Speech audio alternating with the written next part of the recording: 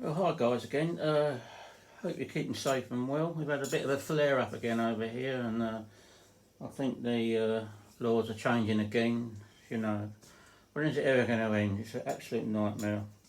Anyway, just a little update on my YZ250 Kyosho Grupner, what you want to call it. Now, I've been really enjoying building this bike, all the front and the engine and everything, and I put it together, and I thought I could not believe how bad it looked with the rear seat. They're absolutely, I don't know if you've seen this. This is the seat, right now. I think I told you in the last video, it's got a house, two great big servos that fit in there. I mean, it doesn't even fit in that frame. So you had, where are they? We had these, I think these were the frame rear stanchions that sort of everything went on. Now you can see how high they were. If I just place them where the holes were, can you see how high that was? I couldn't live with that.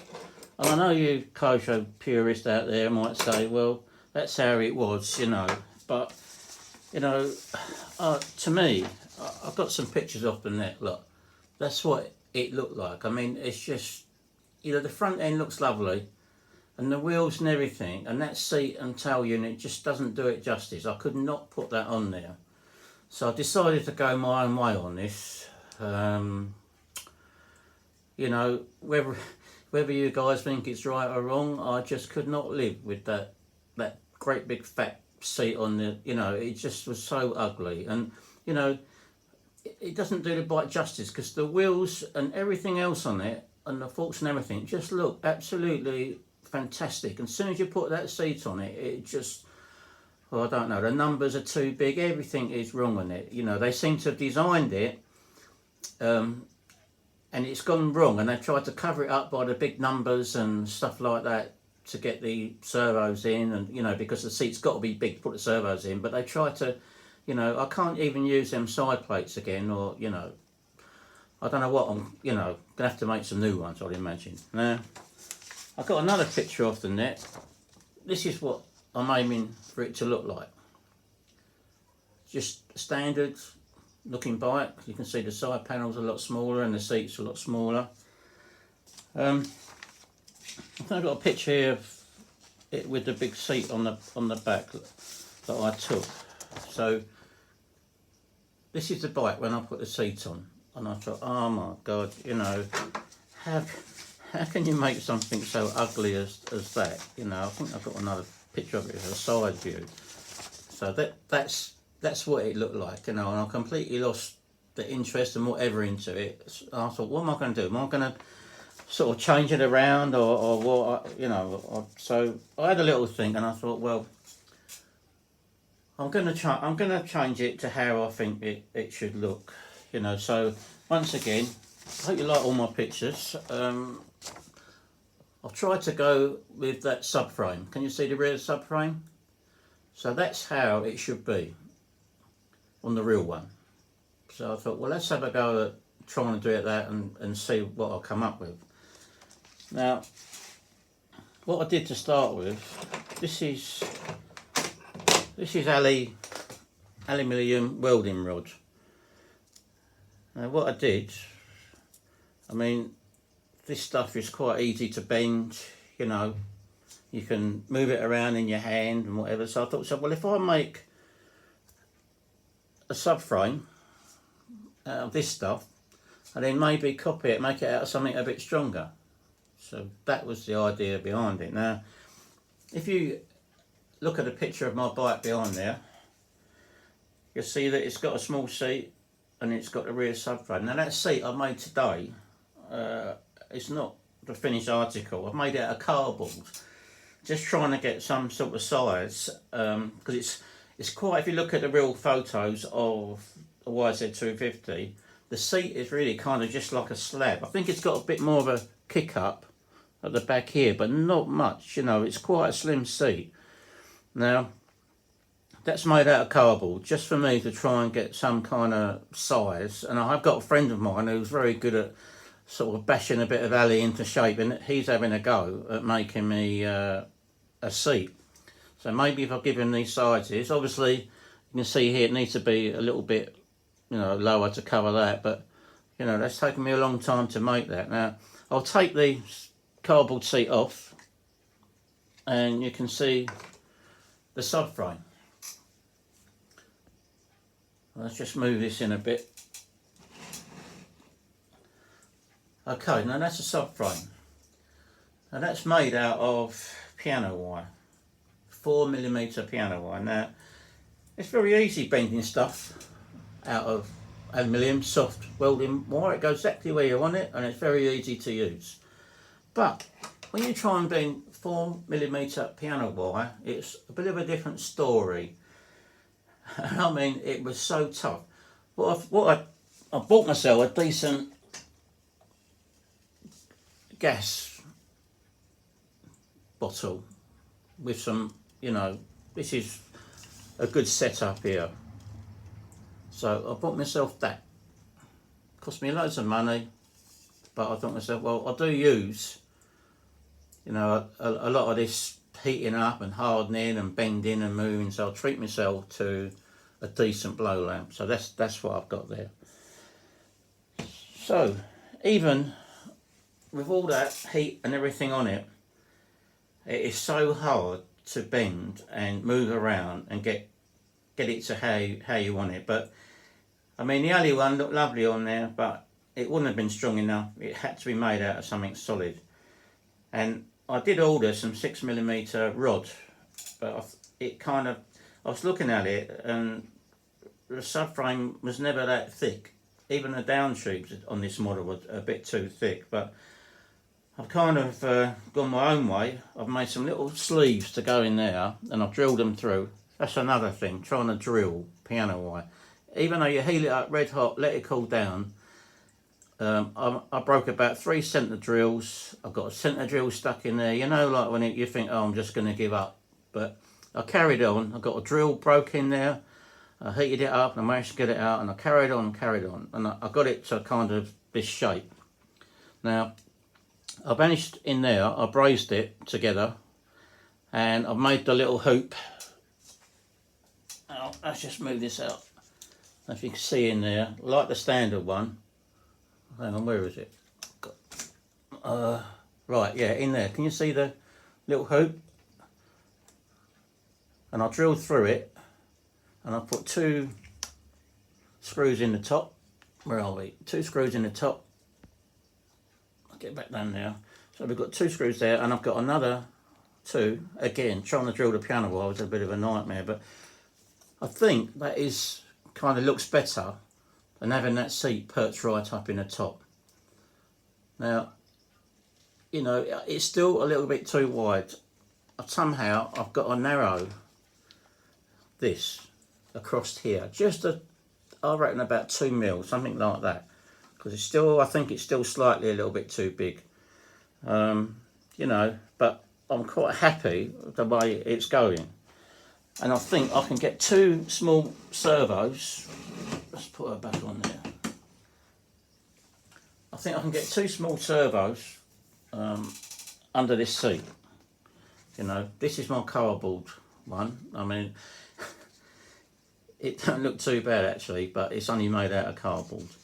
This is the way I go about things. I kind of always make a pattern, or like with this subframe, you know, the soft alley. You make it first, and then you make sure it fits alright, and then you make it again out of proper stuff, whatever you want to use. You know, in my case it was 4mm piano wire. Whether that was the right idea, maybe I could just use like a steel. It would have been a lot easier to make, and you know, but again, that is going to be quite strong. Now this seat is just kind of a little bit too narrow, and but it's enough to give me some kind of shape to, you know, to the bike. I mean, it's ever so hard. If you know, I mean, the real one kind of like, where are we? I think the real one sat up about that high, and it went like an angle like that. It, you know, and it didn't fit here. It was kind of like that. So it's just completely, you know, just ruined the bike, absolutely ruined it. So with this seat, I'm not saying that it's perfect and I'm not saying it's great or whatever, but it's only a kind of mock-up for me to, you know, either make another one, or it's, you know, I'm still not sure if it's too long, or, but say, if you look at the real bikes, they have got kind of a stubby sort of seat. Again, I think I've shown, that's a standard shock. I've made myself up an oil one in the back there, which will, it needs a stronger spring, but that's going to work lovely. I went right through the steering mechanism here and I managed to sort of free that up. I'm still not sure whether I'm going to go with that, you know, because it's ever so easy doing that with it, you know, it kind of moves, but it's a lot of work for the servo to do that. So I think I may lock that up, like I said before, and just go with a direct steering to go straight on there. That's kind of where I'm going for, but I think I should try it first, give it a chance to see what Kyosho had, you know. I mean, I've changed the bike enough as it is, but I think you'll agree with me. It's looking a lot better, and if I can get that seat the correct shape, you know, with a bit more sort of up, and I think, you know, the Yamaha stickers, I've actually got a repro set of decals from the States. They're fantastic, you know, they're really nice. Now these are the standard side panels that go on the bike, and what they were kind of made to make this seat look a little bit thinner, if that's possible. So they went on there like that just to try and disguise it. It's absolutely huge thing, you know. So that, I mean, there's no way that I can really put that on there like that. So going to make myself some smaller ones. I think I did show you the picture here. I've got the original Yamaha. Oh, right, here we go. Yeah, this is the original one. Can you see them back number plates? They're a little bit angled, and you can see the seats kind of like just a slab on there. So I'm going to see if I can make some up like that. They've got a little curve in them. Again, I might get my alley bashing mate, my friend Richard, to have a go at making some up for me. He's a brilliant man when he comes to beating out a bit of alley and making something like that. It's fantastic. So I'm hoping he can come up with the goods. I'm trying to give him measurements and stuff like that. But that's the sort of look I want to go for. You can see they're smaller, everything's smaller on it, you know. But that's, I mean, that is the bike, isn't it? So that's what we're gonna go with. So the other thing that I've been having a little play with, not very successfully, is this tune pipe or expansion chamber. Now, when you look at the instructions, it sort of makes you laugh. And again, I know that this picture here is a mock-up. It's either a plastic kit or it's something like that. That is not the real bike, because there's no way you can fit that exhaust in there like that. So I don't know whether it's just a drawing or a print or something or a mock-up, because if you look closely, this, you know, and look at where the seat is, it's not kind of up in the air or anything like that. And you can see the way the pipe comes out. Now, I'll just show you. Now, that, you can see the outlet of the exhaust. Let's just turn this around a little bit. Now, the outlet of the exhaust is just there. You can see it. Now, there is no way you're going to put a pipe on there. It'll end up being up there. You know, and in the picture, it shows it sort of fitting right nice and neat under the tank. Well, do you think that's going to fit under the tank? Because I don't think so. So, again, I'm probably going to go the real way. So, if you look at that expansion chamber, it comes out and it comes underneath the frame and it comes up and over. So, I've got various bits of pipe and, you know, no doubt I'm after going to make something, different bits and pieces like that. So I'm hoping that I'm going to make a pipe to come, like the real one, to come out there, go under the frame and back up. So that sits in there like that, and we can have a nice little silver pipe out the back there like that. So that's where I am, guys, at the moment. I just thought I'll show you the bike, how it's going at the moment. I was a bit disappointed when I put that seat on the back, I can tell you. I just can't believe, you know. I mean, even like it is now, you could probably put 2 fairly lower servos in there with the amount of room. I really don't know what they was thinking. I know, you know, I can get a small lifey battery, I can get a little tiny micro receiver and that in there, which is probably going to be the way I'm going to go. But, you know, I don't know what happened there. They sort of designed a beautiful looking thing, and the work that went into the wheels, and somehow lost their way. It was like on the rear of the bike. It's like they didn't sort of encounter, you know, the size of the servos, and you know, I think that's probably why it wasn't a great success. But as usual, all these little quirky bikes that weren't very good in the past end up being quite expensive and quite kind of collectible, you know, to find something like this. I was lucky to get this one. I never thought I would get one. But I never noticed that the seat was so high on the back. And I'm hoping now that this looks more original, how the bike should look. And even the rider, I mean, I've been looking at the rider and that's just as horrendous as well. So I'm kind of looking to change the rider, maybe for a later one, try and make it look old-fashioned, you know, with a different crash film or something like that. And the gaiters as well. Now, I did say to you that the gaiters on there, they're no good really. They're kind of, what did I say? Oh, my bruiser, yeah. I broke my tyre engine and I built that bruiser. They were off the shocks on there, but, you know, they're just too tight on the stanchions and they don't really work that well, but they're on there for the moment until I can find something else, you know. The chances of finding an original one I think are pretty rare, so you know, that's another thing I've got to look out for. But so far, you know, she's going well. I need the cover for this as well, but that kind of won't be too hard to make if I want to make it. So, and the front end is so sloppy and the forks and stuff like that. I might fit some cartridges in the forks or make some and make the forks all damp the same as the rear, but just so it looks like this. But it's got so much slop in it. It was, you know, it's got slop in the top here, slop in these fork legs here, and it all adds up to like it just rattles around, you know. So that's another thing I'm going to look at. So anyway, guys, that's where I'm at the moment.